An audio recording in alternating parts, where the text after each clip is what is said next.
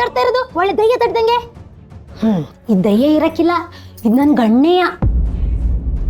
ಅವನಿಗಿಂತ ದೊಡ್ಡ ದಯ್ಯ ಈ ಭೂಮಿ ಹಾಕಿರಕ್ಕೆ ಚಾನ್ಸೇ ಇಲ್ಲ. ಅಲ್ಲ, ಇವತ್ತು ಬರ್ಲಿ, ಅವನ್ನ ರಾಗಿ ರೊಟ್ಟಿ ತಡ್ದಂಗೆ ತಟ್ಟಿಲ್ಲ ಅಂತಂದ್ರೆ ನನ್ನ ಹೆಸರು ಬದಲಾಯಿಸೋದಯ್ಯ.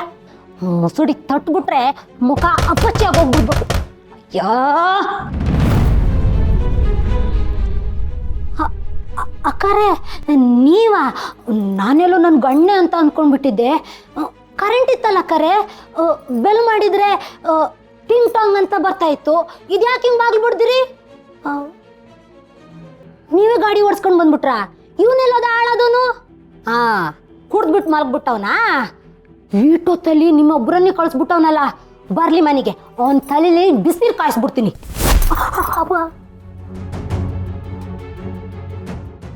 ಚಿಕ್ಕಮ್ಮ, ಚಿಕ್ಕಮ್ಮ, ಏನಾಯ್ತು ಚಿಕ್ಕಮ್ಮ?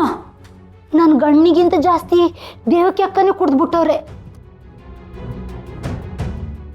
ಅಕ್ಕರೆ, ನಿಮ್ಮ ಹತ್ರನೂ ಏನು ಮಾತಾಡಿಲ್ವಾ? ಇಲ್ಲ, ಮಾತಾಡ್ಲಿಲ್ಲ. ಯಾಕೆ? ಏನೋ ವಿಷಯ ಆದಂಗದೆ. ಬನ್ನಿ, ಏನಂತ ವಿಚಾರಿಸೋಣ. ಬೇಡ ಬೇಡ, ಚಿಕ್ಕಮ್ಮನಿಗೆ ಹಾಗೆಲ್ಲ ಮಾತಾಡೋದು ಇಷ್ಟ ಆಗಲ್ಲ. ಇಷ್ಟದ ಮನೆ ಹಾಳಾಗ. ಅವ್ರು ಬಂದಿರೋ ಬಿರ್ಸು ನೋಡಿದ್ರೆ ಏನೋ ಹೆಚ್ಚು ಕಮ್ಮಿ ಆದಂಗದೆ. ಏನು ಅಂತ ಕೇಳೋಣ ಬನ್ನಿ. ಚಿನ್ನನಾಗಿ ಬೈದ್ರೆ? ಒಂದ್ಸಲ ಬೈದ್ರೆ ಬೈಸ್ಕೊಳ್ಳೋಣ, ಆಟೆಯ ಬನ್ನಿ.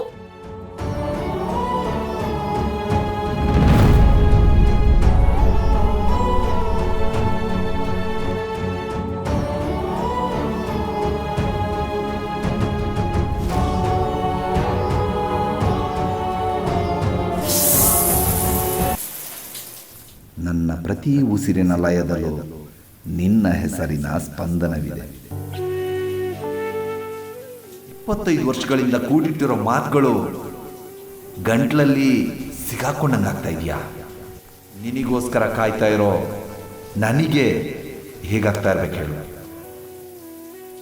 ನಾವಿಬ್ರು ಬೇರೆ ಆಗೋದಕ್ಕೆ ಕಾರಣ ಇನ್ಯಾರು? The great Dharmaraj. ನಂಬಿಸಿ ಕತ್ತು ಕುಯ್ದ್ರಲ್ಲ. ನೀನಿಲ್ಲ ಅಂದ್ರೆ ನಾನು ಸತ್ತು ಹೋಗ್ತೀನಿ ಅಂತ ಗೊತ್ತಿದ್ರು ನಮ್ಮಿಬ್ರನ್ನ ದೂರ ಮಾಡಿದ್ರು.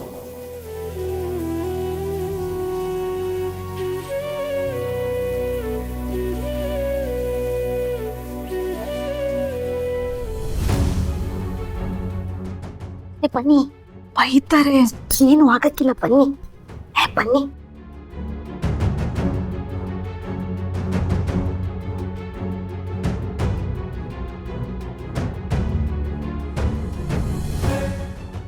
ಅಕ್ಕರೆ, ಎಲ್ಲದರೆ ಮೈಕಾದು ಬಿಟ್ಟಾರ?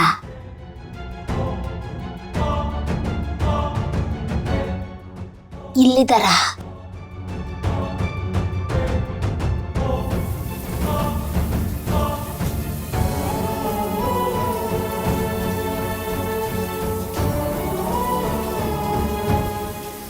ನಾಗಿ, ಶವರ್ ಸೌಂಡ್ ಕೇಳಿಸ್ತಿದೆ.